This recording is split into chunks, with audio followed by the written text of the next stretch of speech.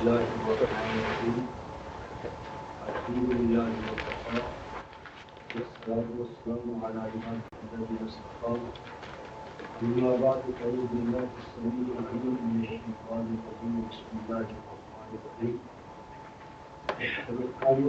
سورہ البقرہ میں صیام کے حوالے سے آیت 186 میں جس کو دیکھ رہے تھے اور اسی سے ہمیں چلتے ہیں سورہ البقرہ آیت 186 بسم اللہ الرحمن الرحیم وَإِذَا سَأَلَكَ عِبَادِي أَنِّي فَإِنِّي قَرِيبٌ أُجِيبُ دَعْوَةَ الدَّاعِ إِذَا دَعَانِ فَلْيَسْتَجِيبُوا لِي وَلْيُؤْمِنُوا بِي لَعَلَّهُمْ يَرْشُدُونَ أُحِلَّ لَكُمْ لَيْلَةَ الصِّيَامِ الرَّفَثُ إِلَىٰ نِسَائِكُمْ هُنَّ لِبَاسٌ لَكُمْ وَأَنْتُمْ لِبَاسٌ لَهُنَّ عَلِمَ اللَّهُ أَنَّكُمْ كُنتُمْ تَخْتَانُونَ أَنفُسَكُمْ عَلَيْكُمْ وَعَفَا عَنْكُمْ فَالْآنَ بَاشِرُوهُنَّ وَابْتَغُوا مَا كَتَبَ اللَّهُ لَكُمْ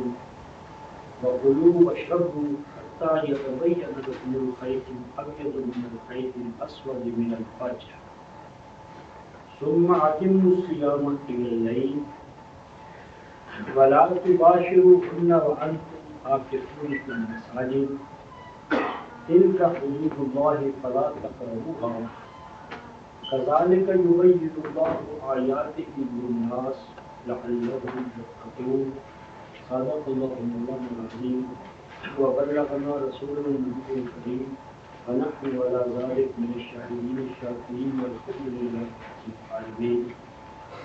ان آیات کی ترجمانی اس طرح ہوگی وَإِذَا سَأَلَكَ اور جب بھی آپ سے پوچھے سأل یسأل پوچھنا سوال کرنا حاجت مند ہونا اور جب کبھی آپ سے سوال کریں یا پوچھیں عبادی عباد اور یا عباد عبد کی جمع بندے اور یہ آ گیا تو میرے بندے اور جب کبھی سوال کریں آپ سے میرے بندے انی میرے بارے میں ان اور یا ان سے اور یا لگی تو مجھ سے میرے بارے میں اور جب کبھی لوگ میرے بندے آپ سے اے رسول میرے بارے میں پوچھے سوال کریں تو یوں جواب دے فَإِنِّي قَرِيبٌ کہ میں کہیں دور نہیں ہوں میں اپنے بندوں سے بہت قریب ہوں. اجیب اجابہ یجیب جواب دینا میں جواب دیتا ہوں رسپانس دینا جواب دینا سوال کو پورا کرنا تو میں قبول کرتا ہوں یا جواب دیتا ہوں دعوت الداعی یہ مفعول ہے اجیبوں کا دعا کرنے والے کی دعا کا پکار کرنے والے کی پکار کا میں جواب دیتا ہوں. اذا دعانی جب وہ مجھ سے یعنی جب وہ مجھے پکارے جب وہ مجھ سے دعا مانگے یہ نون کے نیچے جو زیر اسم ہے نی اذا دعانی جب بھی وہ مجھے پکارتا ہے یا پکارے گا تو میں اس کی پکار کا جواب دیتا ہوں اور دوں گا. فَلْيَسْتَجِيبُوا لِي بس جو چاہتے ہیں کہ میں ان کی دعا کا جواب دوں انہیں چاہیے کہ وہ میری پکار کو قبول کریں. فَلْيَسْتَجِيبُوا بس چاہیے انہیں کہ وہ قبول کر لیں کہ وہ جواب دیں لی میری پکار کا میری دعوت کا یعنی اس میں بتایا کہ جو چاہتے ہیں کہ اللہ ان کی پکار سنے تو ان کے لیے ایک شرط کو پورا کرنا ضروری ہے اور وہ یہ کہ وہ پہلے اللہ کی پکار جو ہے اللہ کی جو دعا ہے اللہ کی جو ان کے لیے منادی ہے ڈیمانڈ ہے وہ اسے پورا کریں یہ شرط اول ہے. نمبر 2 وَلْيُؤْمِنُوا بِي اور انہیں چاہیے کہ وہ میرے عطا کردہ نظام بھی سے مراد ہے بے کلام کہ وہ میرے کلام کے توسط سے اپنے آپ کو عمل میں داخل ایمان لائیں امن میں آئیں معمول ہو جائیں. تو دعا کے لیے دوسری شرط یہ ہے کہ اللہ تعالیٰ نے نوع انسانی کو، امت مسلمہ کو امن اور سلامتی کا جو نظام دیا ہے، اس امن اور سلامتی والے نظام پر وہ لبیک کہیں، اسے قبول کر لیں، ایمان لے آئیں اس پر. لعلہم یرشدون، رشد اور رشد، رشد کہتے ہیں معنوی کامیابی اور رشد کہتے ہیں مادی، یعنی کسی جگہ پر ہم منزل پر پہنچے جو مکان سے متعلق ہو تو وہ ہوتا ہے رشد. اور جب فکری اور نظری نصب العین ہو اور فکری اور نظری نصب العین کو ہم پالیں تو وہ رشد ہوتا ہے. لعلہم یرشدون، تاکہ دین کا جو مقصود ہے، دین کا جو نصب العین ہے، هو الذی ارسل رسولہ بالہدی ودین الحق لیظہرہ علی الدین کلہ ولو کرہ الکافرون ولو کرہ المشرکون، تاکہ غلبہ دین حق وہ ایک محسوس اور مری شکل کے ساتھ ان کے سامنے آ جائے، انفرادی سطح پر انسان نفس راضیہ و مرضیہ بن جائے، اور جماعتی سطح پر انسان فمن تابع خدایا فلا خوف علیہم ولا هم یحزنون، تاکہ جماعتی سطح پر معیشت میں، معاشرت میں، سیاست میں ہر طرح کے خوف اور حزن سے جماعت نجات پا جائے. فرد انفرادی طور پر ایمانی حوالے سے، اخلاقی حوالے سے، ذہنی حوالے سے نفس راضیہ و مرضیہ بن جائے، اور بین الاقوامی سطح پر دین غلبہ ہو جائے. تو اس کے لیے ان کو میری پکار پر پہلے لبیک کہنا چاہیے، اور میری پکار کے حوالے سے انہیں امن اور سلامتی کے نظام کو اپنا لینا چاہیے، تاکہ ان کی ہر مانگ جو ہے، دعا جو ہے، وہ خود بخود پوری ہوتی رہے. فرمایا احلا، حلال قرار دے دیا گیا، حلال قرار دیا جا چکا ہے، لاکن قرار دیا جا چکا ہے، لکم تمہارے لیے، تمہارے فائدے کے. کیا؟ لیلۃ الصیام، یہ مفعول فی ہے، صیام کی رات میں. اب یہ جو قاعدہ ہے کہ اگر کسی چیز کی اضافت ہم مصدر کی طرف کریں، لیل جو ہے یہ اسم ہے اور الصیام مصدر ہے، تو جب کسی اسم کی اضافت یا مصدر کی اضافت کی طرف ہم کریں تو وہ اس میں فاعل کے معنی میں آ جاتا ہے. لیلۃ الصیام کا معنی ہے وہ رات جس کا تعلق صیام کے ساتھ، اور صیام پورے شہر کا ہے. تو لیلۃ الصیام کوئی ایک رات نہیں ہے، وہ تمام راتیں جو صیام سے متعلق ہیں. اسی طرح لیلۃ القدر، لیلۃ القدر کوئی ایک رات نہیں ہے 97 سورت میں. لیلۃ القدر کا معنی ہے لیالی القدر، وہ تمام راتیں جو قدر کیا ہے؟ کان امر اللہ ہے قدر مقدورہ، قدر ہے قرآن حکیم. تو وہ تمام زمانہ کے جس قرآن ہوتا رہا، وہ تمام زمانہ جو ہے وہ لیلۃ القدر ہے. اپنی پوزیشن کے حوالے سے اور مطلع الفجر ہونا ہے اس نے نصب العین کے حوالے سے. تو لیلۃ الصیام روزے کی رات، ایک رات نہیں، وہ تمام رات، یعنی تمام راتیں جس میں صیام کا عمل ہوگا. تو حلال قرار دے دیا گیا تمہارے لیے روزوں کی یا روزہ دار ہونے کی حالت کے لیے جو لیل ہے اس میں حلال قرار دی. کیا حلال قرار دی؟ یہ نائب فاعل ہے. الرفث الی نسائکم، تمہارا جانا، جنسی رغبت کی تسکین، یعنی جو سیکس ہے اس کی تسکین حلال قرار دے دی گی تمہارے لیے صیام میں. اور اب اس رفث کا بیان ہے کہ یہ رفث کس کے حوالے سے ہے؟ مردوں کے ساتھ، حیوانوں کے ساتھ، جانوروں کے ساتھ، یا ویسے ہی اس کو جس طرح ہمارے ہاں کئی ذرائع پتہ نہیں، الی نساء. یہ رفث صرف جو حلال ہے تمہارے لیے وہ الی نسائکم، رفث نساء کے ساتھ ہے. لہذا لونڈے بازی، صحاقت، لواطت اور وہ جتنی وہ چیزیں ہیں اس کی خود نفی ہو گئی. فمن ابتغى وراء ذلك فاولئك هم الوادود، جو اس نکاح عورتوں کے ساتھ جو تمتع نکاح کے ذریعے سے ہٹ کر جتنے بھی طریقے ہیں وہ سارے ان لاگو.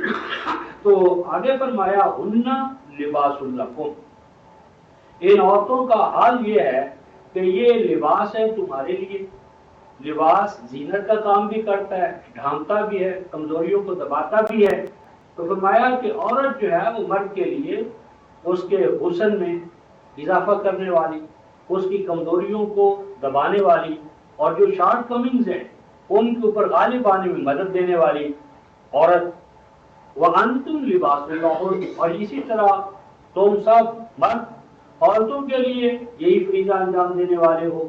تو عورت اور مرد ایک دوسرے کی جو جنسی اور نوعی جو تقاضے ہیں ان میں ایک دوسرے کے لیے مددگار ہے، یعنی ایک گاڑی ہے اس کے دو پہیے ہیں اور دونوں پہیے گویا کہ نظام حیات کو چلانے میں ناگزیر ہے۔ عالم اللہ انکم کنتم تختارون انفسکم، فرمایا کہ اللہ کو علم ہے کہ نوع انسانی یا سابق امتیں اس ضمن میں، یعنی روزوں کے ایام میں یا روزے کی لیالی کے اندر وہ یہ کام کرتے ہوئے خیانت محسوس کرتے تھے کہ یہ گویا کہ جو سیام والی راتیں ہیں ان کے پاس، ان میں عورتوں کے پاس جانا یہ سیام کے خلاف ہے، لیکن اس کے باوجود وہ کرتے تھے۔ تو فرمایا کہ ہم جانتے ہیں کہ تم یعنی انسان یعنی صوم کی حالت میں یہ کام کرنے کے دوران ان کے اندر یہ تقاضا پیدا ہوتا تھا، وہ کرتے بھی تھے لیکن گلٹی کانشسنس۔ تو فرمایا کہ یہ بات غلط ہے، یہ تو اللہ تعالیٰ نے تمہارے لیے حلال قرار دے دیا ہے، کیونکہ روزہ صرف نہار کے حوالے سے ہے، دن کے حوالے سے ہے، رات کے حوالے سے نہیں۔ اس لیے فرمایا فتاب علیکم، اللہ تعالیٰ از خود بغیر تمہاری کسی ڈیمانڈ کے وہ تم پر رجوع برحمت ہوا، اور اس حوالے سے جو سابق زندگی میں جو تم سے کوتاہیاں ہوتی رہی ان سے اللہ تبارک و تعالیٰ کا قانون جو ہے وہ صرف نظر کرتا ہے۔ بس اس حکم کے بعد فالآن باشروہن، بس ان لیالی کے اندر راتوں کے اندر تم عورتوں کے ساتھ مباشرت کر سکتے ہو۔ یہ جو باشرو فعل امر ہے لیکن یہاں امر وجوب کے لیے نہیں ہے، یعنی یہ نہیں ہے کہ لیلۃ الصیام میں مباشرت جو ہے وہ واجب ہے، فعل تو امر ہے، باشروہن فعل امر ہے لیکن ہر امر جو ہے وہ وجوب کے لیے نہیں ہوتا، اور یہ اس کی دلیل ہے۔ یعنی یہاں وجوب کی بجائے صرف لا کو بولا، یعنی یہ جائز ہے، ایسا کرنا حرام نہیں، یہ جائز ہے، جواز کے اظہار کے لیے فعل امر استعمال ہوا ہے، بس یہ جائز ہے تمہارے لیے، لیکن مباشرت مقصود بھی ذات نہیں۔ مقصود بھی ذات کیا ہے؟ وَابْتَغُوا مَا كَتَبَ اللَّهُ لَكُمْ، کہ اس ضمن میں اللہ تعالیٰ نے جو چیز تمہارے لیے میاں بیوی کے حوالے سے جو افزائش نسل ہے اس کو ہمیشہ سامنے رکھا کرو، تلاش کیا کرو، سامنے رکھا کرو وہ نسب العین، وہ بچہ کاتب اللہ لکم جو اللہ تمہارے لیے ٹھہرا چکے ہیں۔ اور آگے کہ یہ جو کھانے پینے کا جو نظام ہے یہ کب تک چل سکتا ہے کب تک نہیں، یہ بتا دیں۔ سورۃ البقرہ آیت 187 پہ ہم جانے تو فرمایا کلوا واشربوا، تم ان راتوں کے اندر جو لیلۃ الصیام ہے کھایا کرو، کھا سکتے ہو، واشربوا پی سکتے ہو۔ یہاں بھی کلوا واشربوا جو امر ہے یہ وجوب کے لیے نہیں ہے، یعنی یہ نہیں ہے لازم کھاؤ لازم پیو، اگر کسی کے لیے کھانے پینے کی نہیں رغبت ضرورت محسوس نہیں کرتا تو یہ وجوب بھی صرف اجازت کے اظہار کے لیے ہے کہ تم کھایا کرو، کھا سکتے ہو، واشربوا پی سکتے ہو۔ کب تک کھانے پینے کا عمل جاری رہ سکتا ہے؟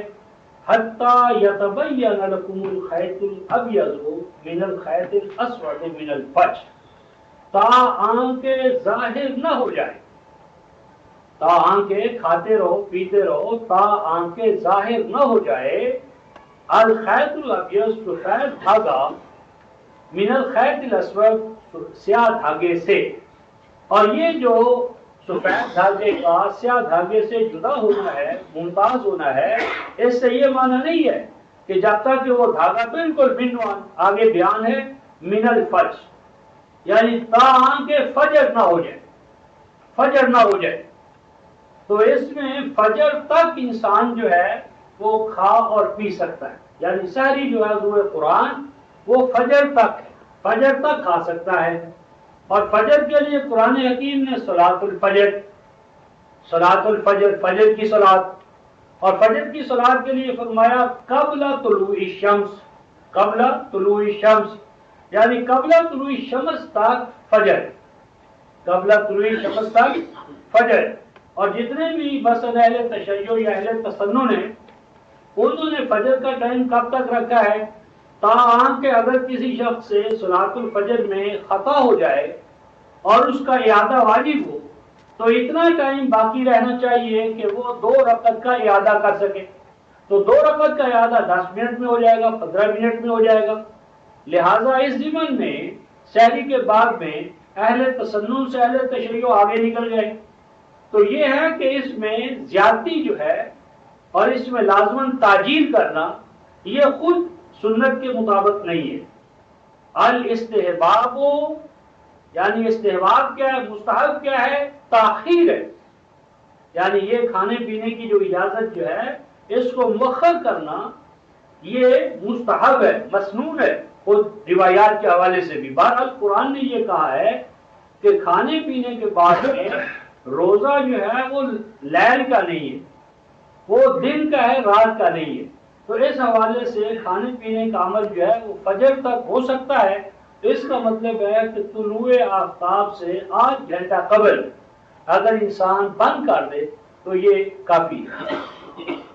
پھر فرمایا ثم اتموا الصیام الی اللیل، پھر کھانے پینے کو جب تم بند کر چکو تو یہ کھانے پینے سے رکنا اور جنسی ترغیب سے رکنا اس کی تم تکمیل کیا کرو۔ ثم اتموا، پھر تم اس کی تکمیل کیا کرو، کہاں تک؟ الی اللیل، تاآن کے رات نہ آ جائے۔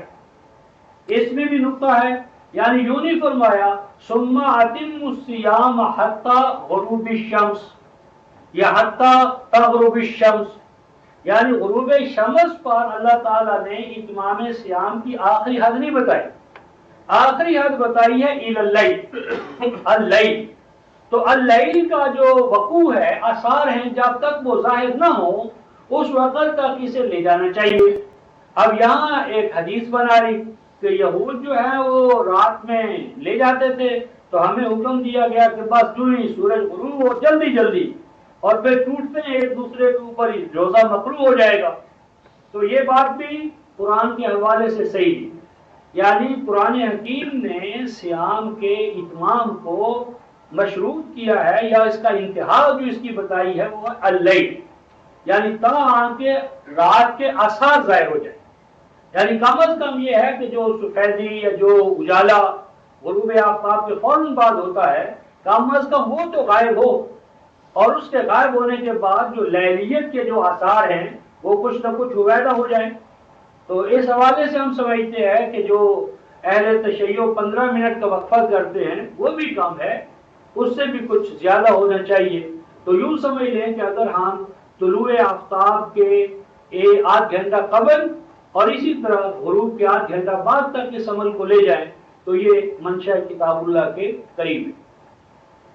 آگے فرمایا وَلَا تُبَاشِرُوهُنَّ وَأَنْتُمْ عَاكِفُونَ فِي الْمَسَاجِدِ، اوپر فرمایا تھا أُحِلَّ لَكُمْ لَيْلَةَ الصِّيَامِ الرَّفَثُ إِلَى نِسَائِكُمْ، کہ جو صیام کی راتیں ہیں ان میں میاں بیوی کا جو عمل ہے یہ لافل ہے، جائز ہے، اس کو ادا کرنا واجب نہیں، جائز ہے، اگر ایسا کرو تو یہ حرام نہیں۔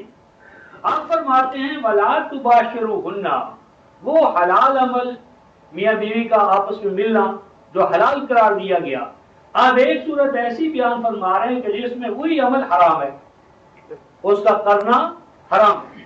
وَلَا تُبَاشِرُوهُنَّ، اور نہ یعنی میاں بیوی کا یہ عمل کیا کرو، آگے ہے واو حالیہ، وَأَنْتُمْ، اس حال میں کہ تم عاکفون، تم عقف کیے ہوئے ہو، ابھی اس کے بارے میں عرض کرتا ہوں کہ تم عقف کیے ہوئے ہو فی المساجد، مساجد میں۔ تو یہاں پر وَأَنْتُمْ عَاكِفُونَ فِي الْبُيُوتِ نہیں فرمایا، اور دوسرا اس میں یہ جو فرمایا ہے کہ مساجد کے اندر جب تمہارا عقوف ہو تو مباشرت نہ کرو، اس سے یہ بات سامنے آئی کہ عقف کے اندر ذکر اور انثیٰ دونوں شامل ہے، عقب کا عمل جو ہوگا مساجد میں، اس میں ذکر اور انثی دونوں شامل ہوں گے، اس لیے کہ اگر مقصد الہی یہ ہو کہ یہ کام عورتوں نے تو کرنا ہی نہیں، یعنی اگر عورتیں عند اللہ اعتکاف یا عقب کے عمل میں شامل ہی نہ ہو، ان کا امکان ہی نہ ہو شمولیت کا، تو اس حکم کا مقصد فوت ہو جاتا ہے۔ یعنی اگر منشا الہی یہ ہے کہ عقب کے عمل میں عورتیں شامل ہی نہیں ہوں گی، تو یہ کہنے کا کوئی توق نہیں ہے کہ تم ان سے مباشرت نہ کیا کرو۔ مباشرت کا امکان میاں بیوی کا وجود لازم قرار دیتا ہے۔ اس کا مطلب ہے کہ عقوف فی المساجد کا جو عمل ہے، اس میں ذکر اور انثی دونوں شامل ہوں گے، اور ذکر اور انثی ہی نہیں ہوں گے بلکہ میاں بیوی اگر وہ میاں بیوی کی قید ہو کہ نہیں صاحب جو میاں بیوی یہ جوڑا ہے وہ تو عقب میں آ ہی نہیں سکتا، تو لہذا عقب کے عمل سے ذکر کو داخل کرنا اور انثی کو نکال دینا یا میاں بیوی پر پابندی لگانا، یہ منشا الہی کے خلاف ہے۔ اب رہا یہ مسئلہ کہ عقب کیا ہوتا ہے۔ پہلی بات یہ ہے رفقائے محترم کہ یہاں قرآن حکیم نے معتکفون نہیں کہا، معتکفون نہیں کہا، انتم معتکفون فی المساجد، انتم عاکفون فی المساجد۔ عاکف جو ہے یہ مجرد سے اس میں فاعل ہے، نہ کہ باب افتعال سے۔ یہ بھی ایک بہت بڑا ظلم ہوا ہے قرآن کے ساتھ کہ قرآن کی ٹرمینالوجی تبدیل کر دی گئی۔ مثلا دوسرے پارے کا آغاز ہوتا ہے سَيَقُولُ السُّفَهَاءُ مِنَ النَّاسِ مَا وَلَّاهُمْ عَنْ قِبْلَتِهِمُ الَّتِي كَانُوا عَلَيْهَا، تو اس کا نام کیا رکھا ہے؟ تحویل قبلہ۔ تحویل قبلہ قرآن میں ہے ہی نہیں، قرآن میں تولیت کعبہ ہے اور اس تولیت کعبہ کو بنا دیا تحویل قبلہ۔ اسی طرح قرآن حکیم میں ابتحال ہے اور ہم نے بنا دیا مباہلہ۔ اسی طرح قرآن حکیم میں ایک عقف ہے اور بنا دیا ہم نے اعتکاف۔ تو یہ ہے کہ ہمیں یہ حق حاصل نہیں ہے کہ ہم قرآن میں جن الفاظ الہی کو یا جن الفاظ کو اللہ تعالیٰ نے منتخب کیا ہے، جو سلیکشن آف ورڈز ہے یہ اللہ تعالیٰ کا ہے، تو سلیکشن آف ورڈز کو منشا الہی سے کاٹ کر اپنی پسند کے مطابق ڈھالنا، یہ الحاد فی الآیات ہے، یہ الحاد فی الآیات ہے۔ عطف کیا ہوتا ہے رفقائے محترم؟ عطف الرجل او المرأة، عورت یا مرد کا عطف کرنا، اے اذا عزم، کیا معنی عطف؟ عطف کہتے ہیں ذکر یا انثی کا عزم کر لینا، ان یحل العقدہ، کہ کوئی گانٹھ ہے، گانٹھ، اور وہ گانٹھ بڑی پیچیدہ ہے اور وہ چلتے چلتے کھل نہیں سکتی، تو پیچیدہ گانٹھ کو کھولنے کے لیے ذکر یا انثی کا بیٹھ جانا تاکہ پوری کامل توجہ اور انہماک سے وہ اس عقدے کو، گرہ کو، مشکل کو دور کر سکے، یہ عمل ہے عقف کا۔ عقف کا معنی ہے گرہ کشائی، عقدہ کشائی، ناٹی پرابلمز کو حل کرنا۔ تو اصل میں رمضان جو ہے یہ ریفریشر کورس ہے۔ رمضان کیا ہے؟ رمضان اصل میں شہادت عالمینی کے لیے ایک پورے ماہ قرآن کی تعلیم اور تربیت کا مہینہ ہے۔ قرآن کی روح سے رمضان کیا ہے؟ شہر رمضان، یعنی اس مہینے کے اندر جو قرآن کے دعات ہیں، اسپیشلسٹ ہیں، ان کی تعلیم اور تربیت کا یہ مہینہ ہے، اور اس میں ذکر بھی ہوں گے، انثی بھی، مرد بھی، عورتیں بھی ہیں۔ تو یہ جو عاکفون ہیں، عاکفون ایک تو ہے عمومی کلاس، عمومی کلاس، اور ایک عمومی کلاس کے اندر ہے اسپیشلسٹ۔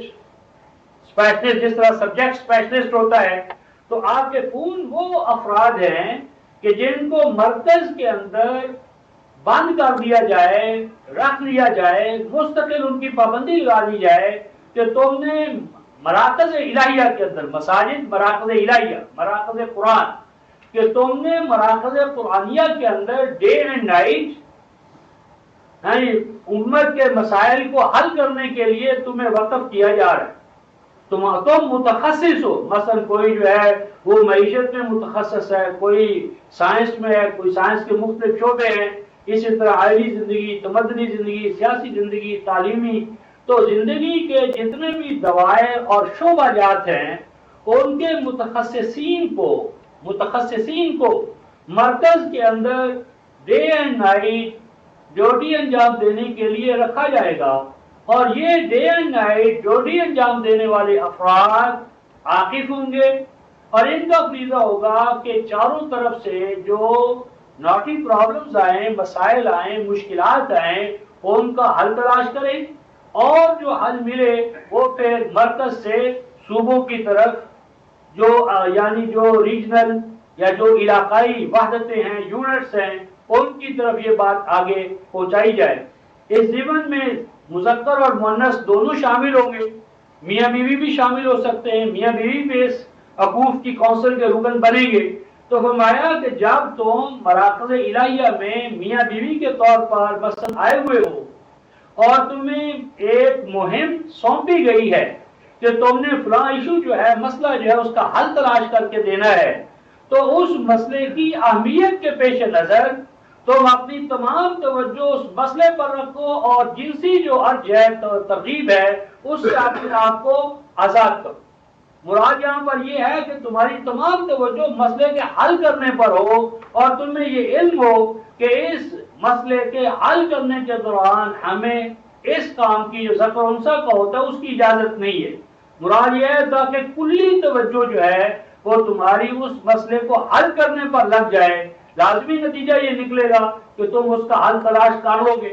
اس ضمن میں رفقا محترم ہم ایک اور مقام دیکھتے ہیں، سورہ ہے التوبہ، کہ یہ کام آگے کیسے چلے گا۔ تو سورہ توبہ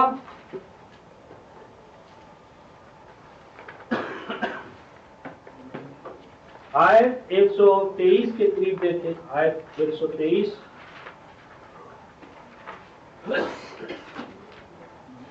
122 پہلے 122 سورہ توبہ آیت 122 وَمَا كَانَ الْمُؤْمِنُونَ لِيَنْفِرُوا كَافَّةً مَا كَانَ الْمُؤْمِنُونَ مومنوں کے یہ بس کی بات نہیں، یعنی منافقوں سے نہیں کہا، سورہ توبہ آیت 122 منافقوں سے نہیں، مومنوں سے بھی یہ ممکن نہیں۔ کیا ممکن نہیں؟ لِيَنْفِرُوا كَافَّةً کہ سب کے سب گھر بار کو، اپنے علاقائی یونٹس کو چھوڑ کر سب کے سب نفیر عام لام بندی ہو جائے، اور سارے کے سارے جو ہے مرکز کا رخ کر لے۔ تو مرکز کا رخ کرے، اول تو پھر وہ مرکز کتنا بڑا ہو کہ پوری امت مسلمہ کا ایک ایک فرد وہاں سما جائے، ممکن نہیں ہے، اتنا بڑا مرکز کیسے بنایا جائے گا؟ اور پھر یہ کہ جو مرکز چھوڑ کر آئیں گے تو ان کی زندگیوں کا نظام کیسے چلے گا؟ اور پھر اس صورت میں تو کفار جو ہے وہ تر نوازہ بنا لیں گے۔ تو فرمایا کہ ایسا نہیں ہونا، ناممکن ہے، اور نہ ہی تمہیں ایسا کرنا چاہیے۔ بس ہوگا کیا یا ہونا کیا چاہیے؟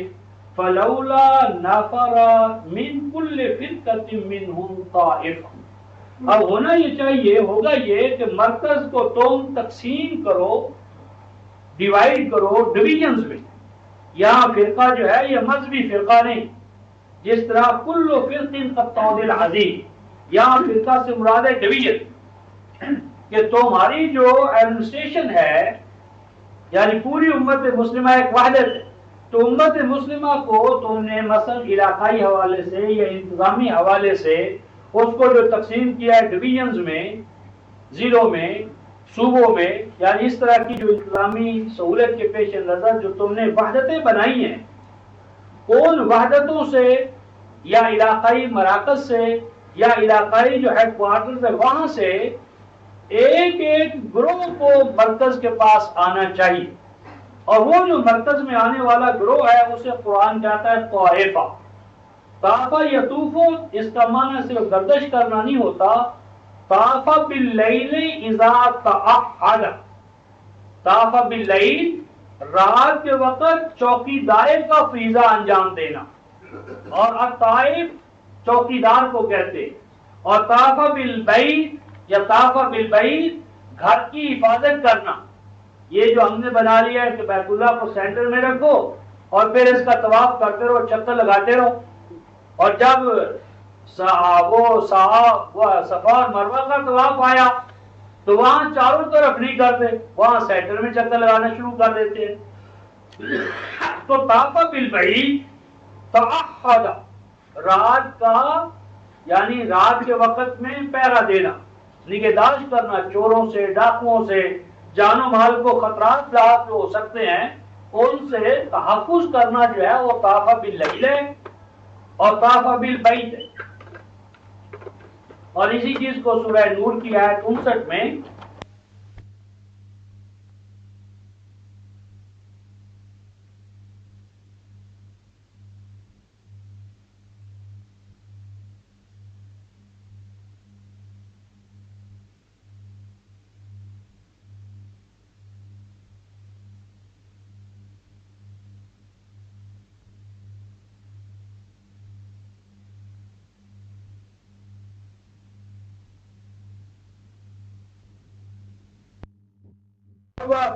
علیکم، وہ تمہارا طواف کرتے رہتے ہیں. تو کوئی مالک یہ چاہے گا کہ اس کا جو ماتحت ملازم سروینٹ ہے وہ اس کو سینٹر میں بٹھا لے آقا کو اور چاروں طرف اس کا طواف کرتا رہے اور شام کو وہ آقا اسے کیا اجرت دے گا؟ تو طاف بالبیت، طاف باللیل تعہد ہے، حفاظت ہے، نگہداشت ہے. تو یہ ہیں طائف اور یہ ہیں ما آقا رسول کے ساتھ. وطائفتم ایمان والوں میں سے ما آقا رسول کے ساتھ، اور رسول سے مراد مرکزی ہیڈ ہے، رسول بشر مراد نہیں. یعنی اس اسٹیٹس منصب کو انجام دینے والا جو فرد ہے جو کار رسالت انجام دے گا. اس ضمن میں یہ ہے کہ نبوت ختم ہوگی رفقائے محترم. نبی پاک صلی اللہ علیہ وسلم خاتم النبیین ہے، رسالت ختم نہیں ہوئی. کار رسالت تا قیام قیامت جاری رہے گا. مراد یہ ہے کہ آپ کوئی نیا نبی نہیں آنے کا، کوئی نبی وحی لے کر کتاب جدید لے کر نہیں آئے گا. آپ خاتم النبیین ہیں، نہ کوئی نیا نبی آئے گا نہ پرانا نبی آئے گا. لیکن اس نبوت یعنی قرآن کی جو تنفیذ ہے، تبلیغ ہے، اسٹیبلشمنٹ ہے، انفورسمنٹ ہے، یہ کار رسالت جو ہے یہ امت کے ذمہ واجب ہے اور تا قیام قیامت یہ فریضہ امت نے انجام دینا ہے نیابت عن نبوت. اس کو کہتے ہیں خلافت علی منہاج الرسالہ. تو یہ جو مرکز کا یعنی کتاب اللہ کو نافذ کرنے کا جو فریضہ یہ ختم نہیں ہو گیا. ہم نے ختم نبوت اور ختم رسالت دونوں یک وقت کر دیے، یہ غلط ہے.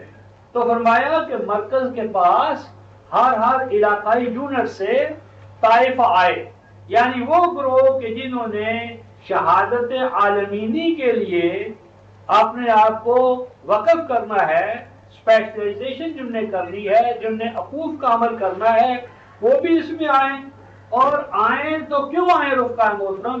لِيَتَفَقَّهُوا فِي الدِّينِ، لِيَتَفَقَّهُوا فی القرآن نہیں کہا رفقائے محترم، لِيَتَفَقَّهُوا فی الکتاب بھی نہیں کہا، لِيَتَفَقَّهُوا فی الذکر بھی نہیں کہا، لِيَتَفَقَّهُوا فی الدین کہا، لِيَتَفَقَّهُوا فی الدین. تو اس میں دین جو ہے دانا یا دینو، اس کا اصل معنی ہوتا ہے کسی کو پابند کرنا. جس طرح دین ہوتا ہے، دین قرض کو کہتے اور قرض کی ادائیگی واجب ہے. دین ہے جزا و سزا، دین ہے احکام الہیہ کا قانونی عقلی ہر حوالے سے نفاذ. لیتفقہوا، تاکہ یہ گروہ جو ہے، طائفہ جو ہے، یہ دین کے حوالے سے یعنی مرکزی اور سینٹرل جو نظام ہے اس کا تفقہ حاصل کرے. تفقہ کیا ہوتا ہے رفقائے محترم؟ فقہ، اصل معنی ہوتا ہے اس کا یہ جو پھل ہوتا ہے، مثلا ناریل کوئی بھی پھل ہو تو اس کے بیرونی خول کو توڑنا اور اس کے اندر جو گودا ہے، ایسنس ہے، جوہر ہے، مغز ہے، اس کو حاصل کرنا. مثلا اخروٹ ہے، بادام ہے، تو اخروٹ بادام یا جن کے اوپر چھلکے ہیں، بیرونی کھال ہے، اس بیرونی کھال یا چھلکے کو توڑ دینا اور اس کے اندر جو ایسنس ہے، جوہر ہے، مغز ہے، خلاصہ ہے، اس تک رسائی پانا، اس تک پہنچنا۔ تفقہ فی الدین کا معنی یہ ہے کہ یہ جو اللہ تعالیٰ کا ادا کردہ نظام حیات ہے، جو مذہب نہیں ہے، دین ہے۔ مذہب انفرادی ہوتا ہے، دین اجتماعی ہوتا ہے۔ مرکز میں مذہب میں استحباب ہوتا ہے، دین میں وجوب ہوتا ہے۔ مذہب عقل و خرد کے چراغ کو گول کرنے کا نام ہے، اور دین جو ہے وہ دین کا معنی ہی ہے کہ مکافات عمل یا قانون جب مرکزی اس کو نافذ کرنا عقل و شعور کی سطح پر۔ تو تفقہ فی الدین ہے رفقائے محترم، نفاذ دین کی جد و جہد، تکنیک، طریقہ کار۔ اور آگے فرمایا کہ اس تفقہ فی الدین کا نتیجہ کیا نکلے گا؟ فرمایا لِيُنذِرُوا قَوْمَهُمْ، تاکہ وہ واپس جا کر اپنی قوم کا انذار کر سکے۔ انذار نظر کا معنی ہوتا ہے تخوف من الحوہ، کہ راستے میں جو کھڈ اور کھائی ہے کہ جس میں گر کر انسان چوٹ بھی اس کو لگ سکتی ہے، اور ایسا بھی وہ گر سکتا ہے گڑھے میں کہ نکل ہی نہ سکے، کوئی نکالنے والا ہی نہ ہو، تو پھر اس کا معنی ہلاکت۔ تو انذار ہے آنے والے خطرات سے قبل از وقت آگاہ کرنا، تاکہ وہ اپنی قوم کو جہاں سے وہ وفد بنا کر آئے ہیں، تاکہ وہ مرکز سے جو ان کو دین کا یعنی تفقہ حاصل ہو، دین جو ان کو بصیرت عطا کرے، حکمت عطا کرے، ان کا جو ویژن جو ہے وہ انٹرنیشنل لیول پر کھولے، شہادت عالمینی کے فرائض و واجبات کی جو ان کو تعلیم اور تربیت دی جائے۔ تو یہ تعلیم اور تربیت مرکز سے وہ لیں اور واپس جا کر وہ اپنی قوم کو بیدار کریں، یعنی قوم کے اندر جو کمزوریاں ہیں، کوتاہیاں ہیں، اور نسولینی حوالے سے جو ان میں کوتاہیاں ہیں، ان کو دور کرنے میں ان کی مدد دیں۔ اچھا، اب یہاں پر ایک اور نقطہ سمجھیں، یہ جو آج نعرہ لگایا جا رہی فقہ جو ہے یہ شرک ہے، غلط بات ہے۔ بھائی فقہ کیسے شرک ہے؟ تفقہ فی الدین تو مطلوب ہے۔ اگر آج آپ کا اور ہمارا تفقہ جو ہے وہ واجب ہے، بائنڈنگ ہے، تو اگر محمد رسول اللہ والذین معہ نے تفقہ کیا ہے تو وہ تفقہ حرام ہے۔ لہذا تفقہ فی الدین کو تو قرآن حکیم نے as a institution carry on کرنا واجب قرار دیا ہے، اور تفقہ فی الدین لازماً قرآن کل کا کل تو نہیں، قرآن کا نفاذ جو ہوگا تو وہ بیرونی ذرائع سے ہوگا، بیرونی جو وقت کے ذرائع ہیں، علم کے حوالے سے، عمل کے حوالے سے، ٹیکنالوجی کے حوالے سے، سائنس کے حوالے سے، ان سے ہم نے فائدہ اٹھانا ہے۔ تو تفقہ فی الدین جو ہے نفاذ دین اپنے زمان و مکان میں رہتے ہوئے، اور 39ویں سورہ کی آیت نمبر 17 اور 18 میں اسی چیز کو احسن الاتباع قرار دیا ہے۔ تو تفقہ فی الدین ہے دین کے نفاذ کو اپنے زمان و مکان میں رہتے ہوئے ممکن بنانا۔ اور یہ تفقہ فی الدین جس طرح آج ہم کریں گے، مرکز ملت کرے گا، اسی طرح اگر سابق مرکز ملت نے ایسا کیا ہے اور وہ کتاب اللہ کے خلاف نہیں ہے، کتاب اللہ کی منشا کے مطابق ہے، یا کتاب اللہ وہاں مسکوت فی ہے، کتاب اللہ بر بنا حکمت وہاں پر خاموش ہے، سورہ المائدہ آیت 104۔ تو جہاں پر کتاب اللہ مسکوت ہو، غیر منسوخ، اور وہ تفقہ امت میں آ رہا ہو اور وہ منشا قرآن کے خلاف نہ ہو، ہمارے زمان و مکان میں ان سے مدد بھی ملتی ہو، اور مسائل کے حل میں ہمارے اندر اگر وحدت پیدا ہوتی ہو تو اس کے خلاف محاذ بنانا یہ تفقہ فی الدین کے منشا کے خلاف ہے۔ لِيُنذِرُوا قَوْمَهُمْ، تاکہ وہ اپنی قوم کو بیدار کر سکے۔ کب؟ اِذَا رَجَعُوا إِلَيْهِمْ، جب وہ مرکز سے تعلیم و تربیت پا کر اپنی قوم کی جانب جائیں۔ اور یہ تفقہ فی الدین اور انذار کیوں ہے؟ فرمایا لَعَلَّهُمْ يَحْذَرُونَ، تاکہ امت کے اندر حذر کی کیفیت پیدا ہو جائے۔ حذر کس کو کہتے؟ ہا زال را، حاضرہ کا معنی ہوتا ہے باغ کے اندر سے ایسے پودوں کا، درختوں کا کانٹ چھانٹ کر کے الگ کر دینا جو مثلا سوکھ گئے ہیں، جن کو پھل اب نہیں لگے گا، تو آپ دیکھیں کہ ایک درخت جب پھلدار ہوتا ہے یا اس کا سایہ ہوتا ہے تو مالی اس کی حفاظت کرتا ہے، نگہداشت کرتا ہے، اور وہی درخت جب پھل دینے کے لیے نہیں، سایہ بھی اس کے پاس نہیں رہتا، تو اسی درخت کے اوپر مالی جو ہے وہ خود ہتھوڑا چلا دیتا ہے، تیشہ چلا دیتا ہے، کاٹ دیتا ہے۔ تو لعلہم یحذرون کا معنی ہے تاکہ امت کے اندر تعطل نہ ہو، امت مفلوج نہ ہو جائے، امت بیکارگی میں نہ آ جائے، امت کی وہ کیفیت نہ ہو جائے کہ اس کا وجود اور عدم برابر ہو جائے، وہ گویا کہ ایک لاشا بن کے رہ جائے۔ وہ عددی طاقت تو ہو لیکن اس میں کیفیت کے حوالے سے، کوالٹی کے حوالے سے، مقصود اور مطلوب کے حوالے سے اس میں کوئی قوت نہیں، طاقت نہیں، مطلب نصب العین کا شعور نہیں۔ تو یہ امت کے بچے بچے کو حذر کے مقام پر رکھنا ہے، اویئرنیس، توعیہ۔ تو یہ جو چکنا پانے بیداری ہے جشن ملت کے اندر، جشن ملت کا گویا کہ رگ رگ، نس نس جو ہے، ریشہ ریشہ جو ہے وہ بیدار ہو، چکنا ہو، اپنے مقام اور منصب سے باخبر ہو۔ اور اس فریضے کو انجام کیسے دینا ہے اس کے لیے 12:108 میں رہنمائی ہے۔ لیکن میں انذار کے حوالے سے رفقائے محترم ذرا پیچھے چلتے ہیں تو سورہ الانعام آیت 19، 6:19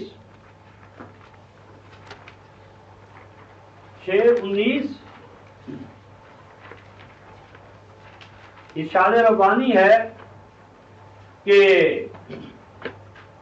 قُلْ أَيُّ شَيْءٍ أَكْبَرُ شَهَادَةً، بتاؤ کون سی وہ چیز ہے کہ جس کی جو ایویڈنس ہے، گواہی ہے، شہادت ہے، وہ سب سے بڑھ کر ہے۔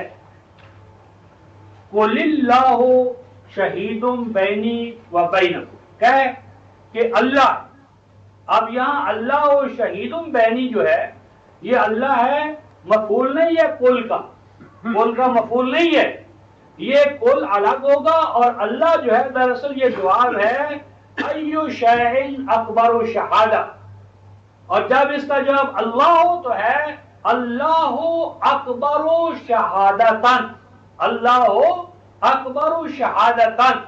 لہذا جن لوگوں نے کہا جی اللہ اکبر کہنا شرک ہے، وہ بیچارے نہ عربی زبان سمجھے نہ قرآن۔ اللہ اکبر کہنا شرک غلط، اللہ اکبر شرک تب بنے جب اللہ اکبر کہا جائے، اللہ اکبر، تو یہ الاکبر نہیں ہے، اللہ اکبر، اللہ اکبر، اکبر جو ہے یہ خبر ہے نہ کہ صفت۔ تو اگر صفت ہوتی یا ہم اس کو اس معنی میں استعمال کرتے تفصیل بعض، تو یہ تو نہیں ہے، اور پھر متکلم کہہ رہا ہے کہ میں تو اس معنی میں استعمال ہی نہیں کرتا۔ لہذا اللہ اکبر کا معنی ہے، اللہ شہیدوں کا معنی ہے اللہ اکبر شہادہ، کہ اللہ جو ہے وہ سب سے بڑھ کر ہے شہادت میں، اور وہ شہادت دیتا ہے بینی و بینکم، دیتا ہے، دیتا رہے گا میرے اور تمہارے بابین، اور اللہ ہی کی یہ شہادت ہے کہ اوحی الی ھذا القرآن، کہ اللہ نے میرے حق میں شہادت دینے کے لیے، میری نبوت کی شہادت دینے کے لیے وحی کیا ہے، وحی کیا گیا ہے میری جانب یہ قرآن۔ یہ قرآن کیوں وحی کیا گیا ہے؟ مردوں کو ثواب پہنچانے کے لیے، یا اس کی صدروں پر انگلیاں پھیرنے کے لیے؟ کیوں وحی کیا گیا ہے رفقائے محترم؟ بزرگوں کو ثواب پہنچانے کے لیے، ماں باپ کو۔ فرمایا رفقائے محترم لے انذرکم بہی، تاکہ میں بیدار کروں، لام ہے علت اور غائب کا، تاکہ میں بیدار کروں تمہیں اس قرآن کے ذریعے۔ اور اسی بات کو سورہ یاسین کی آیت نمبر 69 اور 70 میں فرمایا لِيُنذِرَ مَنْ كَانَ حَيًّا وَيَحِقَّ الْقَوْلُ عَلَى الْكَافِرِينَ۔ یہ قرآن زندوں کے لیے ہے رفقائے محترم۔ زندہ قرآن کو ہم نے قبرستان کے لیے اور عالم نزاع کے لیے وقف کر دیا، پوری امت پر عالم نزاع طاری ہو گیا۔ قرآن قبرستان میں بھیجا، پوری امت جو ہے وہ قبرستان بن گئی۔ تو قرآن زندہ تھا اور زندہ کرنے کے لیے تھا، تو قرآن کن کو زندہ کرے؟ لِأُنذِرَكُمْ بِهِ، کہ میں زندہ کروں گا، بیدار کروں گا، جگاؤں گا اس قرآن کے ذریعے۔ اور آگے فرمایا رفقائے محترم وَمَنْ بَلَغَ، اور جس تک یہ قرآن پہنچے اس کا بھی فریضہ ہے کہ وہ اس قرآن کے ذریعے جاگے اور دوسروں کو جگائے۔ یعنی ہر وہ شخص کہ جس تک قرآن پہنچا اور وہ ایمان بھی لے آیا، ہر قرآن کے انذار اور ابلاغ میں نبی کے چلے جانے کے بعد نبی کے نائب کے طور پر اس کا انذار بالقرآن جو ہے وہ فریضے کے طور پر عائد ہو۔ وَمَنْ بَلَغَ، تو آج ہمارے اوپر تو پہنچا ہی نہیں، ہم ایمان کے دعوے دار ہیں، تو ہم نے سوچنا ہے رفقائے محترم کہ ہم کہاں تک جاگے ہیں قرآن کی بنیاد پر، اور کتنے افراد کو جگایا ہم نے قرآن کی بنیاد پر۔ اور اس ضمن میں ایک اور مقام رفقائے محترم میں لانا چاہتا ہوں، اور میرا تجربہ یہ ہے کہ جب تک کہ قرآن اور رسول کا جو باہمی تعلق ہے اس کو دو چار کی طرح ہم نہیں جان لیں گے، اس امت کی جو نشت ثانیہ ہے، قرآن اور اسلام کی نشت ثانیہ نہیں، امت کی جو نشت ثانیہ ہے، امت کا جو ریوائولزم ہے، امت کا جو احیاء ہے، وہ ممکن نہیں۔ اس ضمن میں رفقائے محترم رمضان کی، رسول کی اور رسول اور قرآن کی باہمی مناسبت کے حوالے سے میں آپ کے سامنے سورہ الصبا 34ویں سورہ جو ہے، 34ویں سورہ اور اس کی آیت نمبر 50، رمضان کا سبق، رسول اور امت کا باہمی تعلق، رسول اور قرآن کا باہمی تعلق، آیت نمبر 50 سورہ سبا۔ ارشاد ربانی ہے 34ویں سورہ آیت نمبر 50، قل، اے رسول یہ اعلان کرو۔ اللہ تبارک و تعالیٰ جانتے تھے مواقع ظلم کہ یہ امت کہاں کھاڑ اور کھائی میں گرے گی، ایسے تمام مقامات پر قل کے نتیجے میں، قل کے اعلان کے ساتھ رسول کو آگاہی کے لیے، آگاہی کے اعلان کے لیے پابند کیا گیا۔ قل، اے رسول اعلان کر، کیا اعلان کر؟ یہ اعلان ہے رفقائے محترم، ان زللت فانما اذل علی نفسی، اے لوگو اگر میں بھی قرآن چھوڑوں، اگر میں بھی قرآن سے زلال الگ کسی پگڈنڈی پر چلا جاؤں، رسول قرآن کا راستہ، قرآن کا منشا، قرآن کا مقصود اگر میں اسے چھوڑ بیٹھوں، ڈیویٹ ہو جاؤں بفرض محال، فَإِنَّمَا أَذِلُّ عَلَى نَفْسِي، تو میرا قرآن کے منشا و مقصود سے ہٹنا یقیناً نقصان کا باعث ہوگا میری ذات کے لیے۔ یعنی قرآنی حفاظت گاہ سے، قرآنی پناہ گاہ سے رسول بھی اگر ادھر ادھر ہو جائے، سورۃ الکہف آیت نمبر 27، رسول کے لیے، امت کے لیے پناہ گاہ قرآن ہے۔ وَلَن تَجِدَ مِن دُونِهِ مُلْتَحَدًا، ہرگز نہیں پائے جائے رسول اس قرآن کو چھوڑ کر یا اس سے ہٹ کر کوئی پناہ گاہ۔ تو اے رسول اعلان کر کہ اگر میں بھی قرآن کے منشا، مقصود، منتہا، نصب العین، اس کے تقاضے ادھر سے ادھر میں تھوڑا سا بھی ہو جاؤں، فَأَذِلُّ عَلَى نَفْسِي فَإِنَّمَا أَذِلُّ عَلَى نَفْسِي، تو میرا یہ ادھر ادھر ہو جانا یقیناً نقصان کا باعث بنے گا میرے لیے۔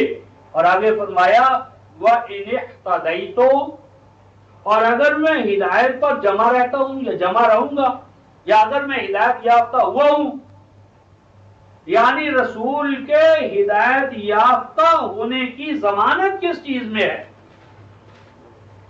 رسول کو رسول بنانے والا، رسول کو رسول کا مقام عطا کرنے والا قرآن ہے۔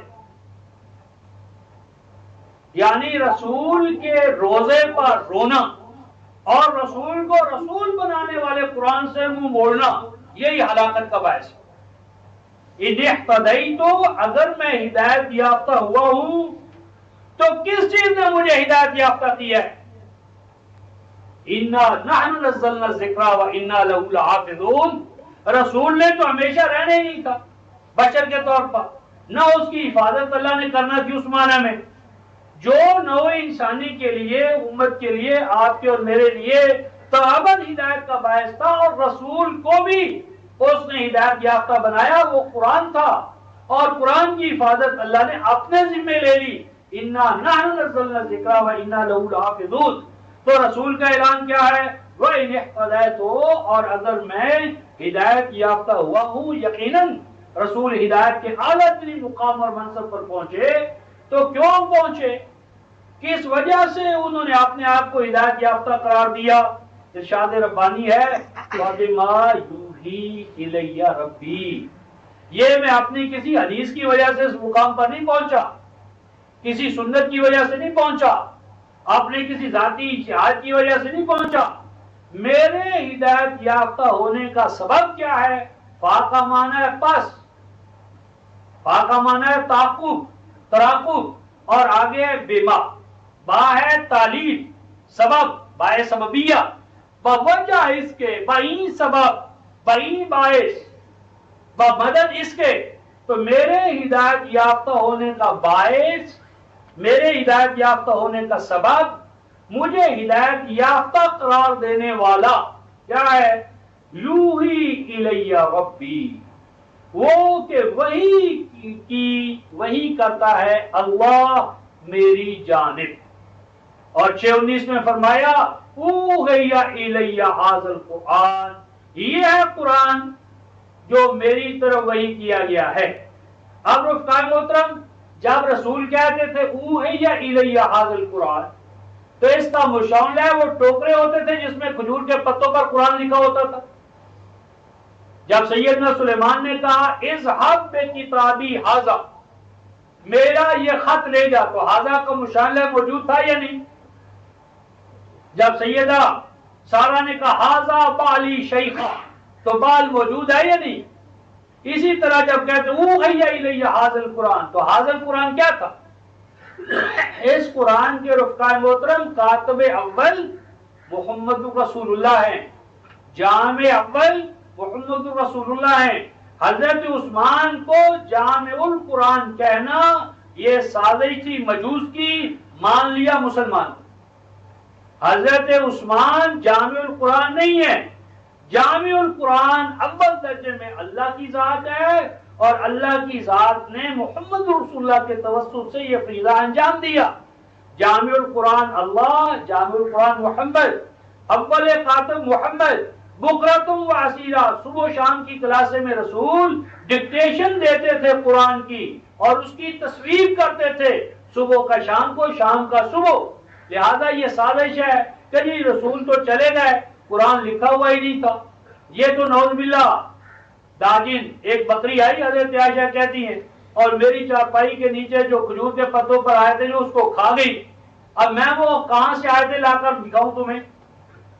वो आयतें कहां रखी हुई थी? खजूर के पत्तों में। वो खजूर के पत्ते कहां थे? मेरी चारपाई के नीचे। कौन आकर खा गई? दाजिन, बकरी आई, तो बकरी आकर वो आयतें खा गई। या बुनिया है मेरे भांजे, वो मैं आयतें कहां तुझे दिखाऊं, उसको तो मेरी बकरी खा गई।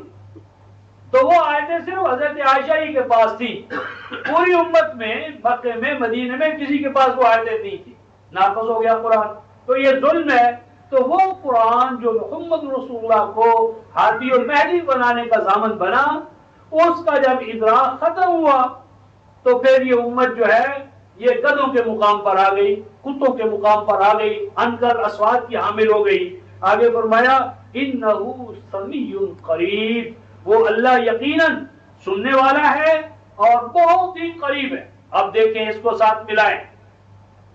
फरमाया था इज़ा सअलका इबादी अन्नी फइन्नी करीब, फइन्नी करीब। पास अल्लाह का कुरब क्या है? अल्लाह करीब है बंदे के बवास्ता कुरान। पास कुरान का मुताला अल्लाह के साथ हम कलामी है। जब हम कुरान पढ़ेंगे हम अल्लाह से हम कलाम होंगे। कुर्बे कुरान कुर्बे इलाही है। और इस ज़िमन में दरकार क्या था रुफ़क़ाए मोहतरम? 7:145 سورہ الاعراف کہ یہ مقام جو ہے 7:145 کہ جب یہ قرآن تمہیں ملے یا جب کسی نبی کو یہ اللہ وہی عطا کرتے ہیں تو اس وقت اس کو حکم کیا ہوتا ہے؟ سیدنا موسیٰ کی مثال ہے، آیت 144 سورہ الاعراف، ارشاد ربانی ہے، اللہ نے فرمایا اے موسیٰ انی میں ہوں کہ جس نے منتخب کیا تجھے لوگوں کے لیے بے رسالاتی و بے کلام، اپنے پیغامات کے لیے، اور میرے پیغامات کیا ہے رکھتا ہے محترم؟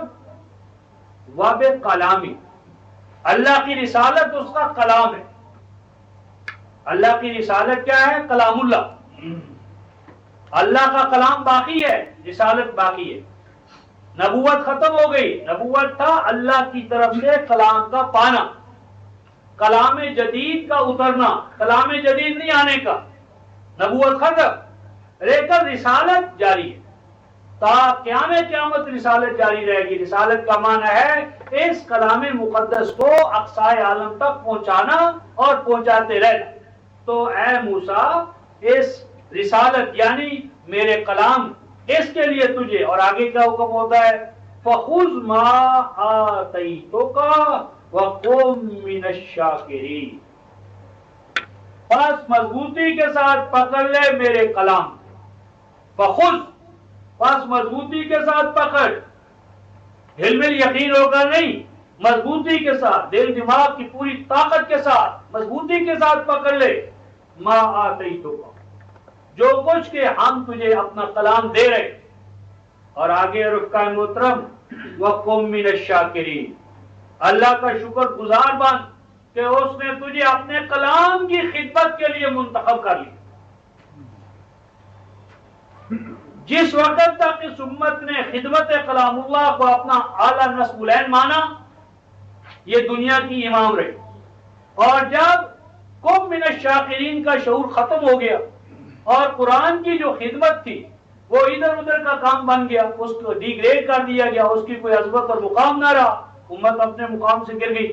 امت کی عظمت کتاب اللہ میں پوشیدہ تھی، خدمت کتاب اللہ میں، وَقُم مِّنَ الشَّاكِرِينَ، اے موسیٰ مقام شکر ہے تیرے لیے کہ تجھے میں اپنے کلام کے لیے منتخب کر رہا ہوں۔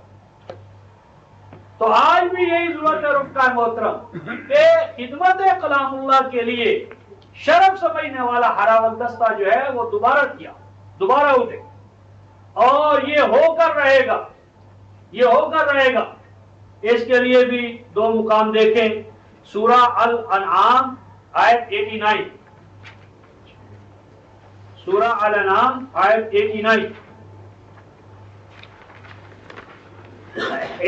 کا دوسرا حصہ میں لے رہا ہوں، آیت ذرا لمبی ہے، میں یہاں سے لے رہا ہوں، فَإِن يَكْفُرْ بِهَا هَؤُلَاء، یہ میں دوسرا حصہ لے رہا ہوں کہ اے رسول اگر اس قرآن کی ناقدری کریں گے کون؟ هَؤُلَاء، یہ عرب، اگر اس قرآن کی ناقدری کریں گے یہ عرب، تو اللہ خاموش بیٹھنے والا نہیں۔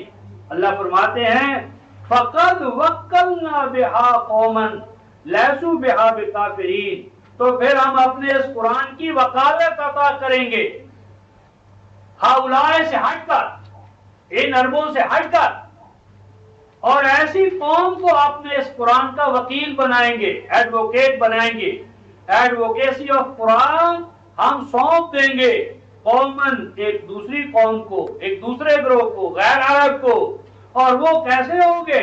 لیسوا بہا بکافرین، وہ ایسا نہیں کہیں گے انما نقرا کہ نوصل ثوابہ، بھائی ہم تو قرآن سمجھ نہیں رہے، ہم تو ثواب پہنچانے کے لیے قرآن کو بلا سوچے سمجھے پڑھ رہے ہیں۔ تو یہ قوم جو آئے گی وہ یہ نہیں کہے گی، وہ کہے گی نحن نقرا کہ نتدبر، تدبر والے، تنفذ والے، کتاب اللہ کی حکمت سے مالا مال افراد، تو فرمایا کہ وہ پھر نہ قدرے نہیں ہوں۔ اس کا ایک اور شعر دیکھیں، سورہ المائدہ آیت نمبر 54، 5वीं सूरा आयत नंबर 54।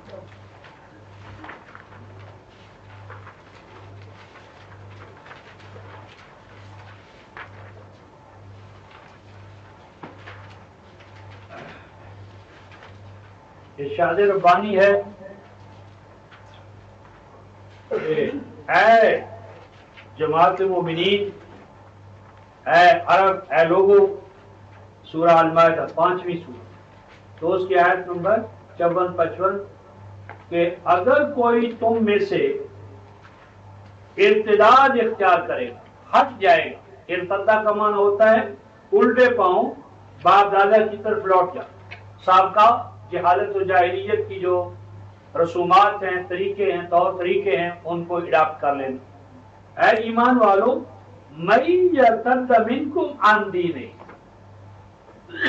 कि अगर तुम में से कोई ग्रोह लौट गया अन दीनिही, दीनिल कुरान, कुरान के दीन से, कुरान के निजाम हयात से, अगर ऐ मुखातब अव्वल कौन है? ऐ अरबो, अगर तुमने कुरान के दीन से मुंह मोड़ लिया तो फिर क्या होगा? फसायाती निकारो कायम, फसौफा यातिल्लाहु बिकौम, यानी अरबों ने भी ये काम जल्दी नहीं छोड़ना, इनको कुछ टाइम लगेगा। यानी ये नताइज सम्राट जो है, दरख्शिंदा नताइज सम्राट, ये अपना काम करते रहेंगे, और जब दीन कुरान कुल्ली तौर पर अरबों से सरफे नजर होगा तो फसौफ यातिल्लाहु बिकौम, तो फिर अल्लाह लाएगा एक ऐसी कौम, एक ऐसे ग्रोह। उस कौम या ग्रोह का पहला वसफ क्या है रुफ़क़ाए मोहतरम? युहिब्बुहुम, युहिब्बूनहु नहीं फरमाया, युहिब्बुहुम, युहिब की जो ज़मीर फाइल हुआ है उसका मर्जा कौन है? अल्लाह। अल्लाह अपनी महबूब जमात को लाएगा, अल्लाह अपनी एक महबूब जमात को खड़ा करेगा। उस पर पहला जो तजल्ली है, इदला है, मोहब्बत इलाहिया की, वो अल्लाह के महबूब होंगे बवजह खिदमत कुरान की। हर खादिम कुरान महबूबुल्लाह है, जो कुरान का